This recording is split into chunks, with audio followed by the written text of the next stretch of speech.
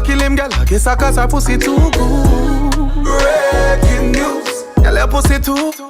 So now we're going to the second video now. So this is where Kirby says that Majah Hype released her sex tape. It was revenge porn, whatever. Now keep in mind, she starts going in and she starts reaching now. You know, she starts calling him low, pathetic, and you know, she was expecting apology. She not only wasn't just expecting apology, people, and this is where you have to understand, break things down for what they are. She was expecting a public apology. She wanted him to use his platform. People, when you beg attention, careful what you beg, because you're going to get more than you can chew. She was expecting him to go on his Instagram, use his platform, and apologize publicly to her. Not like come to her, text her, call her, inbox her, no, nothing like that, and apologize for the hurt. She wanted him to do it publicly. Now, this is not the first public humiliation that she wants or she has gotten from him. But we are going to move past that. We are going to touch that a little later on. When she didn't get that and she got the revenge sex tape, as she claimed that he put out,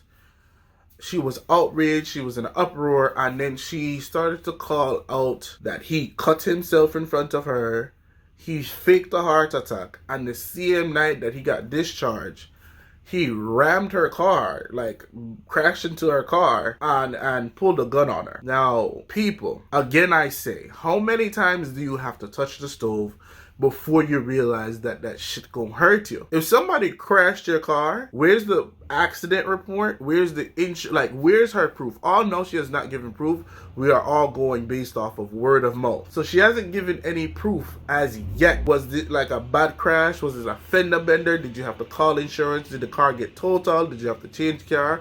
Where's the paperwork for that? If this man pulled a gun on you and you are a cop, I'm pretty sure your natural reaction, your natural instinct is that you're there to protect yourself. Why haven't you gotten a restraining order on a person that has pulled a weapon that's threatening your life? Like, you could have been dead, granted, if the situation was real. Now, here's where things get real funny for me, right? She said she wasn't cheating in the first video, and then she came around in the second video and starts off that she wasn't cheating. And she claimed that the video was from years and 10 years ago, whatever the case was. Here's the thing that she started to say that really caught me. And she said, even if I was cheating, does not justify your action. My girl, so you just dash away everything you say, you just threw away everything. Your whole credibility of you not cheating just went out the window. Because now it's just like, what? Stand firm on your word. If you weren't cheating, you were not cheating. Don't say, and if I was, so what? It doesn't justify it. People gonna have to really pay attention and think for themselves. And it goes right back to what I said about girls from Brooklyn and being aggressive. If you paid attention to the video, you can see that at a point in time, she started to do this. I'ma tell her though, ain't no person who's soft and can protect themselves are gonna talk like this. This right here, this little right, yes sir. When you start do this, whatever you do on camera, people, is 10 times out of 10 what you do when cameras off. Keep that in mind, because we soon start getting to the sweet part. No, this is all on allegations that everything that she has said is true. Majah Hype beat her, Majah Hype released sex tape, or everything like that. Alright, what was making Majah Hype look bad is that Majah Hype never said nothing them 2 days there. Majah Hype didn't say nothing. Majah Hype just go on and doing thing a dilly-dally around the corner. Apparently, after all that, Majah Hype came up with a video. Now, her videos were like 10 minutes max. His video was an hour. It was a movie, people. It was a full entire production. Brother, it don't look good, but here's why I'm in the wrong, Majah. He started out by saying that he still loved the girl. So it's just like, brother, what? You still love? So he started out by saying that he still loved the girl. He went into how they met, how he got her. Now, he said that at the time when he met her, she was still our entanglement with her baby father. However you meet a person, however you get in cahoots with a person, expect that person to do the same thing to get themselves rid of you. So if you met a person and they were dilly-dallying around the corner with them ex or them baby father, whatever the case was, and them a chat to you and whatever the case is, remember, them are going to do the same thing. That is their mentality. They haven't broken away from that. So that is what you're stepping into. Majah Hype starts talking about how this situation has trickled down to his mother, his daughter, like his family, his whole family.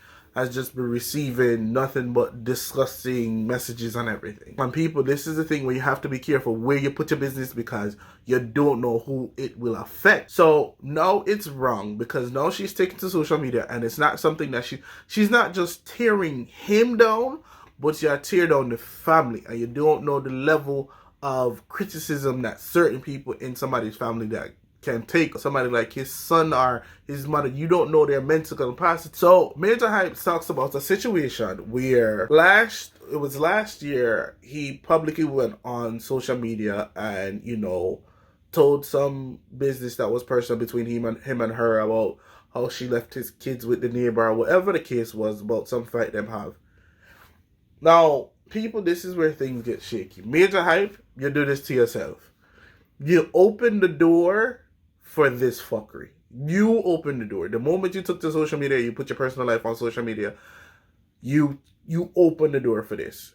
So the moment that you had to give a personal and a social and public apology, that should have been something personal, something enclosed behind, like off of social media, you warranted this because now that's what she wants. Now, remember that she said she distanced herself and this whole situation caused her to pull away from our family. One thing he stated that is her mother and her, they basically barreled down on him to do the public apology. Now, we at My Girl, at what point in time after that did you start to distance yourself from your family? Because you said it's been happening for years. So, make well just think on that a little bit, right? Keep that in mind. So, Majah Hype starts to, then he starts dilly-dallying through everything, speaking about how she was cheating and he didn't release the video and that he was talking to some people himself. Now let's